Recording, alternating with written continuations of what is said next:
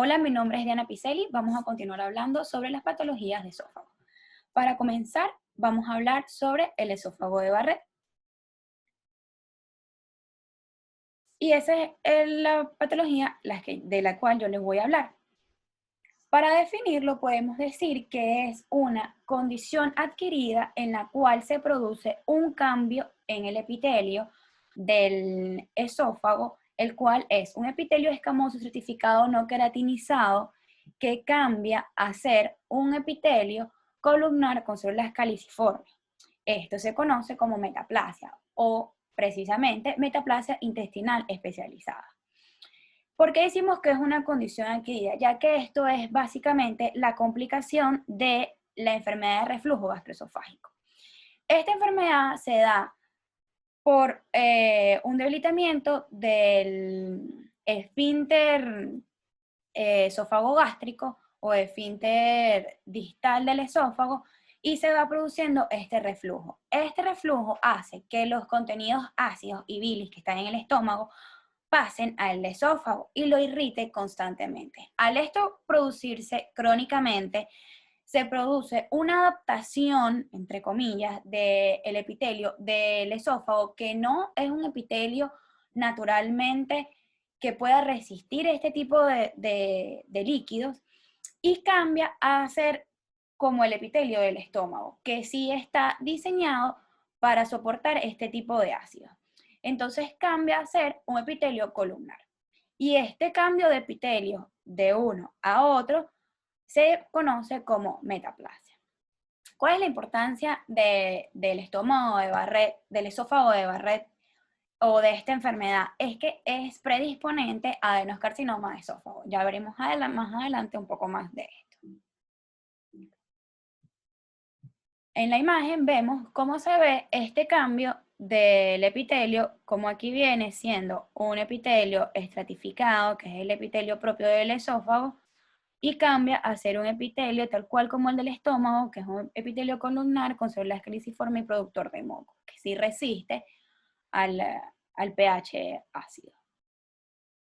En terminología, podemos ver la diferencia entre metaplasia y displasia, que es muy importante en esta enfermedad, ya que podemos ver tanto la metaplasia, que es en sí el significado de la enfermedad, como la displasia que se puede dar más adelante. Entonces, la metaplasia vemos que es la conversión de las células diferenciadas maduras en otro tipo de célula madura también, y que se da producto de una lesión, una agresión. En este caso, la lesión y agresión es esa constante inflamación producto del reflujo. En la displasia es el desarrollo anormal de la célula dentro de un tejido y puede significar una etapa previa al desarrollo de un cáncer.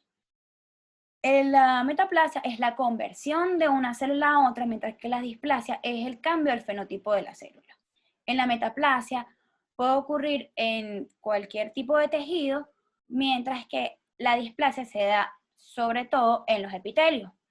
En la metaplasia vemos que es por un estímulo externo, mientras que en la displasia ya se da una alteración en el material genético y es lo que va a producir, lo que produce, valga la redundancia, la producción excesiva de células. En la metaplasia es un proceso que puede ser reversible. Ya la displasia es un proceso netamente irreversible. Epidemiológicamente vamos a nombrar algunas cosas que podemos decir que esta enfermedad da alrededor de los 55 años. El esófago de Barrett largo, porque veremos que está el esófago de Barrett corto y el esófago de Barrett largo. El esófago de Barrett largo da entre un 3 y 5% y es infrecuente en pacientes que no tienen antecedentes con enfermedad de reflujo gastroesofágico. Y el esófago de Barrett corto da en un 10 o 20%, o sea, da más esófago de Barrett corto. Y en lo que vimos, que mencioné anteriormente, es el antecedente, es como veremos más adelante la relación que hay. Y no es directamente proporcional, no quiere decir que todos los pacientes con enfermedad de reflujo gastroesofágico van a tener esófago de Barrett. Sin embargo, hay que estar siendo preventivo y haciendo los chequeos necesarios, y no todos los pacientes que tengan esófago de Barrett tienen un antecedente, el 100% de ellos tienen un antecedente previo de enfermedad de reflujo gastroesofágico. En niños sí puede dar, sin embargo, es raro en niños menores de 5 años. La relación entre hombres y mujeres es de 2 a 3 hombres por cada una mujer. Sí hay un predisponente familiar, pero no está comprobado como tal. Pero se dice que sí puede haber, o sea, hay estudios que dicen que sí hay un componente genético más un componente ambiental. Y aquí está lo de la relación en la enfermedad de reflujo gastroesofágico, que es en un 10% de los pacientes nada más. Ok, entonces, ¿qué es lo que ocurre? ¿Cuál es la patogenia? Hay una predisposición genética probable y una exposición ambiental. Hay una respuesta protectora frente a la inflamación crónica. Dijimos que el paciente tiene un reflujo gastroesofágico frecuente. Esto va a producir esta respuesta protectora, la cual va a hacer que se activen o va a producir la expresión de factores de transcripción, los cuales van a producir la transformación de la célula. Esta transformación de las células dicen que puede ser producto de la migración de las células madres cardiales que están abajo hasta el punto esófago-gástrico, o también se dice que es la expansión de nidos de células embrionarias residuales que quedaron justo allí en la zona esófago-gástrica y se activa.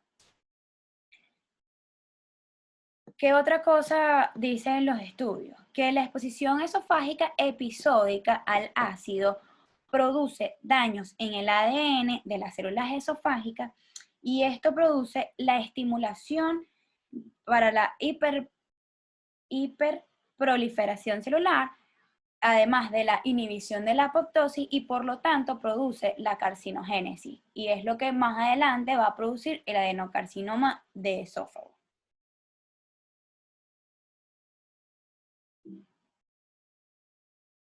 Aquí vemos en esta imagen cómo es un esófago normal en el cual está el epitelio estratificado escamoso del esófago normal y en la zona del justo el cambio, y aquí vemos cómo en el esófago de Barré este epitelio del estómago es como si hubiera subido al esófago como tal, o sea, como si existiera una migración. ¿Cuál es la clínica de esta enfermedad? Básicamente, esta enfermedad es asintomática porque la parte sintomática pertenece a la enfermedad de reflujo gastroesofágico. Entonces, por lo tanto, ya cuando de verdad hay un esófago de Barré, es que ya no hay síntomas porque simplemente ese esófago se adaptó o buscó la manera o sea, se produjo esa metaplasia y ya ese pedazo de esófago resiste a ese reflujo. Por lo tanto, ya cesan los síntomas como tal. ¿Cuáles son los síntomas que nos pudieran hacer sospechar, a investigar? Porque muchas veces se da que esto se consigue incidentalmente, no porque presente una clínica. Entonces, los que nos van a hacer sospechar son todos los síntomas del reflujo gastroesofágico, que es cuando el paciente tiene el reflujo gastroesofágico, que como va a ser la pirosis, la regurgitación, la disfagia, y los síntomas que son indicativos de las complicaciones del reflujo gastroesofágico, como pueden ser la úlcera esofágica, en estenosis y la hemorragia. Cualquiera de estos síntomas nos pueden llevar a sospechar de que hay una enfermedad de reflujo, y el hecho de que hay una enfermedad de reflujo nos puede hacer sospechar de que se puede dar, que se está dando o que está el esófago de Barré. Sin embargo, cuando ya está en sí el esófago de Barré, ya no hay síntomas. Para hacer el diagnóstico de esta enfermedad, debemos reconocer los 3 hitos que define el área esofagogástrica. Y son la línea Z, que es el cambio de epitelio de unión escamoso-columnar, o sea, el que sí debe ser donde cambia el epitelio, porque ya deja de ser de esófago y cambia a ser estómago. La unión esófago-gástrica, que corresponde endoscópicamente al límite proximal de los pliegues longitudinales gástricos en la insuflación parcial, y la contracción o impronta que corresponde a la impresión que generan los pilares del diafragma. Más adelante vamos a ver una foto de esto. Entonces, al reconocer esta área esofagogástrica es que yo voy a reconocer a través de la endoscopia que hay una metaplasia columnar esofágica que no pertenece allí. Y luego, a partir de la endoscopia, yo tomo una biopsia y puedo hacer el diagnóstico preciso de que hay una metaplasia. Ok, ¿cuál es la clasificación endoscópica? Básica, se divide en, según su longitud, puede ser corto y largo. El corto es una metaplasia que mide menos de 3 centímetros y el largo una metaplasia mayor o igual a 3 centímetros. Existe una clasificación específica que se llama la clasificación de Praga, en la cual se caracteriza por extensión y magnitud de la evolución de la metaplasia, incluyendo la longitud máxima de la lengüeta, que lo vemos acá, que es hasta donde llega hacia arriba esa metaplasia, y la extensión circunferencial, que es como la extensión del diámetro del esófago, o sea, o de la luz del esófago. Aquí vemos dónde estaba lo que hablábamos ahora de la contracción hiatal, de los pilares, donde se encuentra ubicado. Si tenemos ubicada esta zona, podemos ver que si hay aquí el otro tipo de epitelio, es porque hay una metaplasia. La clasificación de París, esta me habla más de la morfología que tiene esa metaplasia, ese epitelio, y pueden ser elevadas, planas o deprimidas. Y dependiendo de eso, pueden ser un pólipo pediculado, un pólipo sésil, un plano elevado, un plano plano, un plano deprimido o excavado. Ahora, ¿cuál es el riesgo de cáncer en enfermedad de Barré? Bueno, el riesgo es que cuando hay una enfermedad de reflujo cuando hay una enfermedad, perdón, de esófago de Barré para cáncer, las personas tienen de 30 a 125 más riesgo de desarrollar un adenocarcinoma. Se da sobre todo por el factor de riesgo que tienen las personas cuando tienen enfermedad de reflujo gastroesofágico, y la enfermedad de Barré en sí son factores de riesgo para un adenocarcinoma. Otros factores de riesgo son la obesidad central, Helicobacter pylori, y una dieta de mayor contenido de nitratos, que son provenientes de los fertilizantes. Al final es como una cadena. La obesidad, Helicobacter pylori, una dieta alta en contenidos de nitrato va a ser más propenso al paciente que tenga enfermedad de reflujo. El hecho de que tenga enfermedad de reflujo va a hacer que tenga enfermedad de esófago de Barré, y si tiene esófago de Barré va a ser más predisponente a que tenga el adenocarcinoma. Sin embargo, cada uno de estos en sí también son predisponentes al esófago de Barré. Los segmentos más largos de metaplasia tienen mayor riesgo, obviamente, de mutación, y en teoría son más propensos a adquirir combinaciones críticas de alteración de adenocarcinoma. Por lo tanto, resultan más malignizantes. Por supuesto, al tener más epitelio metaplásico, más probabilidades hay de la malignización. Para la población en general, los pacientes con esófago de Barré, el riesgo de adenocarcinoma de esófago es de aproximadamente de 0,25% anual. ¿Qué quiere decir esto? Que es lo que decía al principio, no es directamente proporcional, es un factor de riesgo, más no quiere decir que uno es a uno. O sea, no todos los pacientes con reflujo gastroesofágico o no todos los pacientes con esófago de Barré van a tener adenocarcinoma.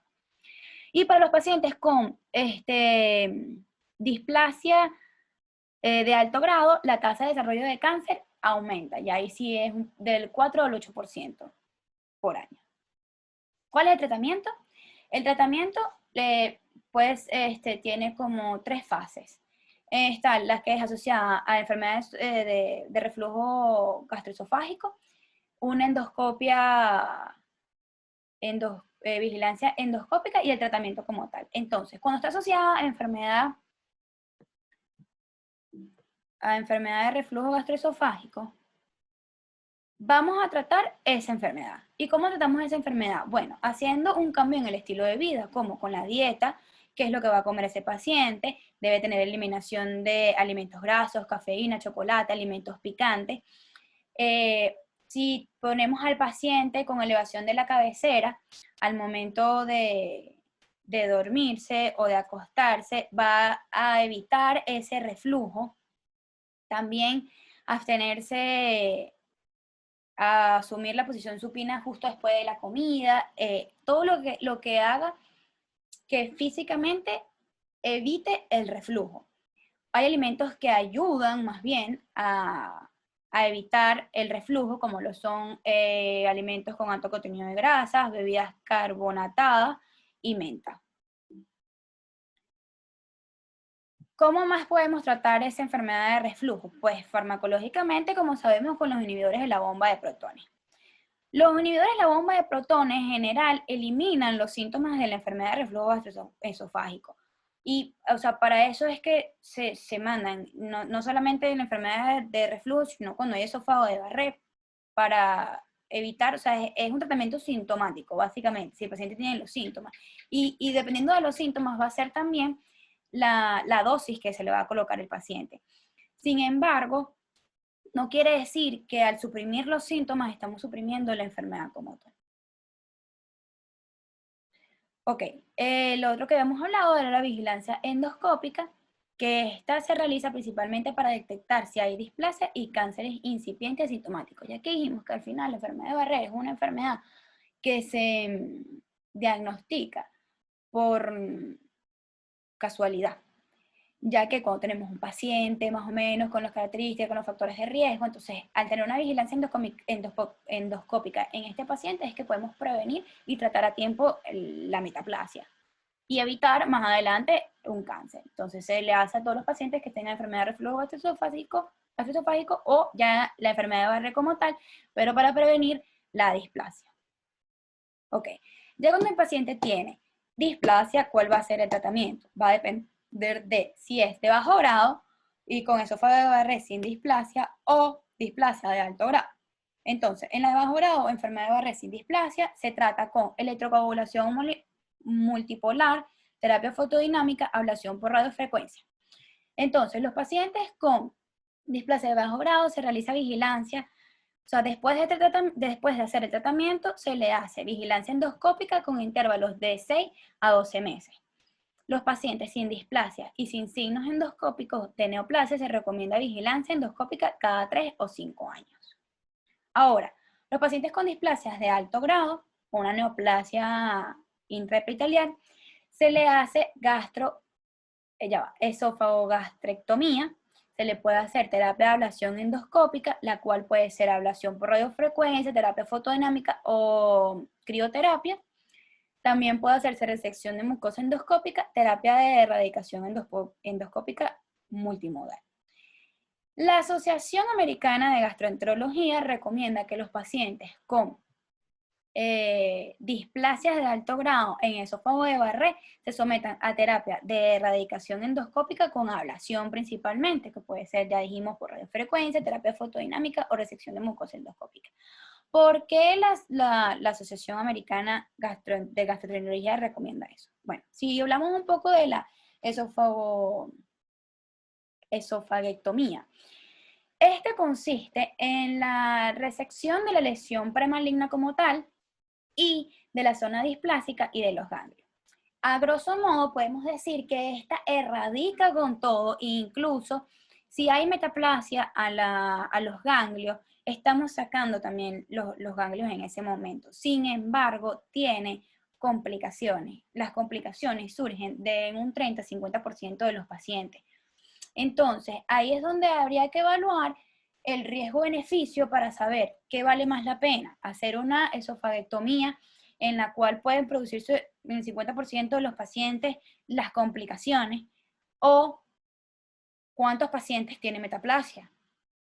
Entonces, como no tantos pacientes tienen metaplasia y sí muchos pacientes tienen complicaciones, por eso la Sociedad de Gastroenterología prefiere la ablación, que es más directo, igual estás combatiendo con el problema, sin embargo, estás produciendo a la larga más complicaciones en el paciente.